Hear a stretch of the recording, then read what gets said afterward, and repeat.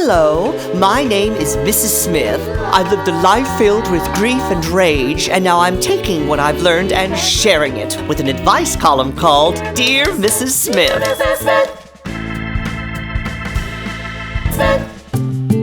Dear Mrs. Smith, I've recently adopted a rescue cat, and while I love her with all my heart, she simply has no rhythm. I've tried dance classes, drum lessons, I even took her to see Stomp to no avail.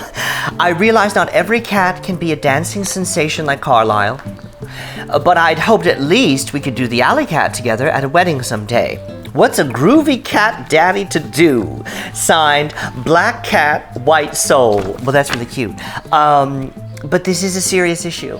And what it has to do with is, first of all, people at home, please don't compare your cats to Carlyle.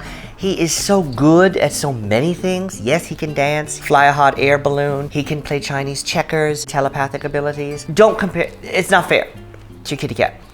Second of all, doesn't dance doesn't mean doesn't do something. And there was a period of time where I was quite fixated on Carlyle becoming a classical pianist, and he just didn't take to it. I'd put him in front of the piano and he'd hit a bunch of notes and then walk off. Later he took to the synthesizer, but still the piano, it just wasn't his jam. And around that time, I was getting my apartment renovated and there was paint everywhere, and I'd come home with a young friend of mine, and Carlyle had mixed together the paints and he'd splattered them onto the wall, and he was going meow, meow, meow, onto the wall, making this mad imagery. And I turned to my pal and I said, Jackson, what do you make of this mess? And he said, that's the 20th century. I said, what are you talking about? And then he was gone.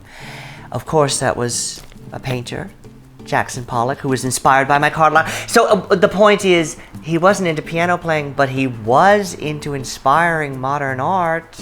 So keep looking.